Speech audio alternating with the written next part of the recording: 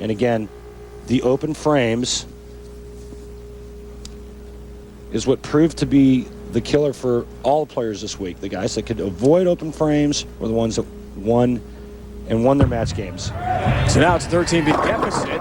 That looked a little bit light, but got some help. And a strike of the 6th frame for Chris Barnes, responding well from his open in the 5th. And he's down 13 pins. Looks for a double when we come back. The 61st U.S. Open presented by Jackson Hewitt Tax Service. Trouble for Barnes on the right of the TV pair. Voss looking good. But defeated by Brian-Voss. 6th frame now. BV up 13. Trying to close out Chris Barnes and deny Barnes' quest for a first ever major championship.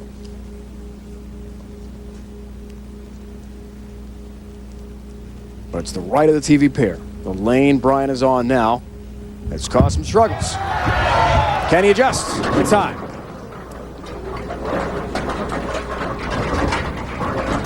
Light, high, light, high, light, high. You got to ask yourself, well, what adjustment should we make, or what adjustment should I make? And folks at home are watching going, wow, these guys are pros. Why can't they make an adjustment? And sometimes it's just not that easy.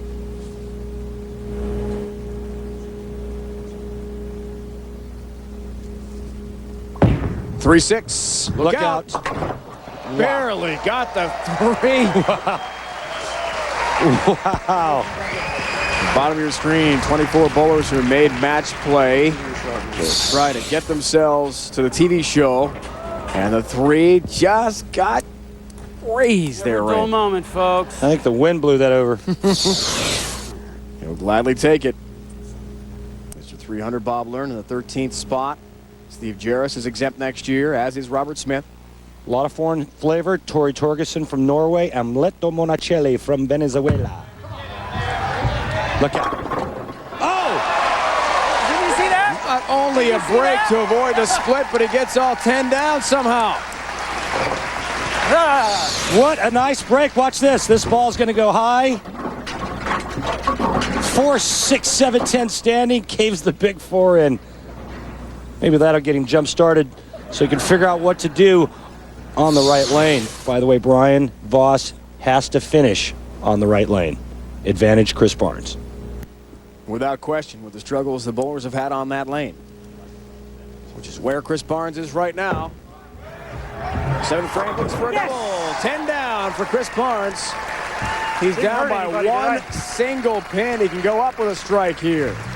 Tonight, the AFC NFC Pro Bowl returns to the ESPN, a one-of-a-kind NFL event, a game for the fan. More mics, cameras, innovative technology like Skycam promise superior access that only ESPN can deliver. Peyton Manning, Jamal Lewis, Priest Holmes for the AFC, Brett Favre, Amon Green, Randy Moss of the Vikes from the NFC. It's all coming up as our Sunday night NFL countdown. Coverage starts at 6. Speaking of Randy Moss, we were throwing the football yesterday in the parking lot of the bowling center. You look like you could probably throw and complete a couple passes to Randy Moss.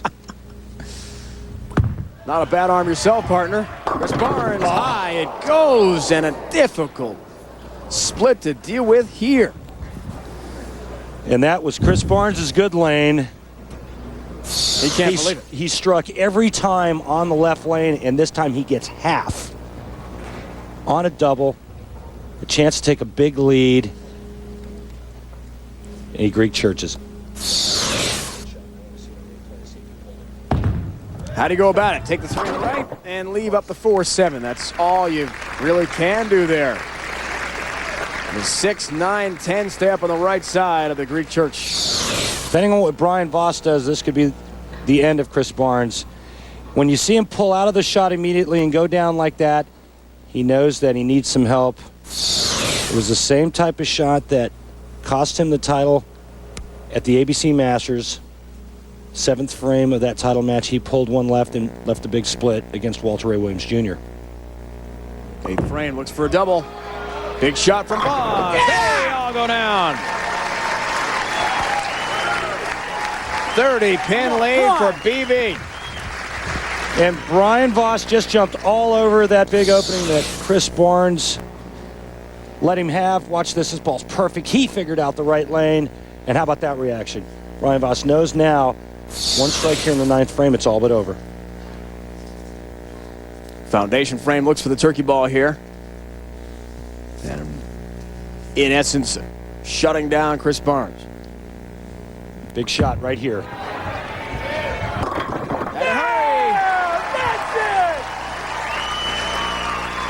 Not a perfect ball, but the perfect result for Brian-Voss.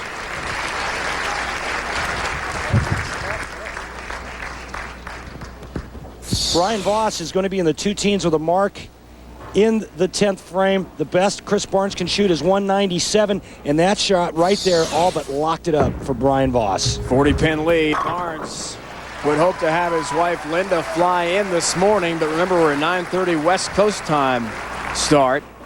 And they couldn't arrange a flight early enough for Linda to make it. So they're watching back home. Twin boys Troy and Ryan. Family dog SB is locked in, I'm sure, to Chris's TV exploits today. Who's waiting? PDW himself, who's with fellow legend Walter Ray Williams Jr. enjoying watching for now. They each have 2 U.S. Open titles. Brian-Voss has a U.S. Open as well. Chris Barnes, quest for that first ever major. Maybe it falls short yet again. Told us last night, it's just been devastating. He's given tournaments away at times. When he's been on TV, we saw the major record on television where he struggled. There's no secret to the fact of how talented Chris Barnes is. Chris Barnes is a great, great player. But he is not getting it done on television when he needs to get it done, plain and simple. Greek church in the 8th frame is going to cost him this match. And he made a bad shot when he made a great shot to catch a double. He is sick right now because of the fact that he knows he's capable of so much better. 0-6 in major finals matches. He's 5-13. Now he's going to be 5-14. About to drop to 0-7 in that category. 7 pins to win for Brian-Voss. Next time he's up, that'll shut out Chris Barnes. Chris told us last night a goal of his since he was a young boy growing up in Kansas to win a major. A goal that so many PBA stars like Chris have, and it's an emotional time for him. Said the exemption really hasn't been in his mind the whole time. He did win in Japan, did not give him exempt status, but he's such a great season. He certainly will be in the 64-man exempt field next year. 7th in points heading into this TV show today here in Southern California. But it's been that goal to win a major that will still elude Chris Barnes, it appears. And that 6 count's not going to help him either. Brian-Voss just throws one straight and hard down the middle, and he's going to advance to the title match against Pete Weber. He really got a feel for Chris Barnes. You just wonder what's going on inside his head when he gets up to make crucial shots like he did in the 8th frame.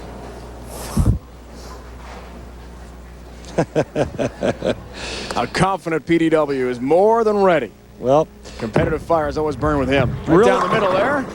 And an 8 count. That's all he needed. Needed 7, got 8. Real easy to be confident when you haven't bowled on this pair yet for $100,000 for first. Brian-Voss has got 2 games under his belt, and in my opinion, that's an advantage for Brian-Voss. So for an hour and a half, Pete has been waiting. A little bit of practice in between matches during commercial breaks. Picks up the 6-10. We're just going to fast track to the end here, where Brian-Voss has wrapped up the match. 2 wins for BV, and he's 1 victory shy. Who stands in his way with his rock and roll drummer buddy right behind him? Pete Weber. Saw the numbers head-to-head with Pete. That wraps it up. The president and CEO of the PBA is Steve Miller. Holly Rowe will have an interview with Steve coming up when we return to Southern California.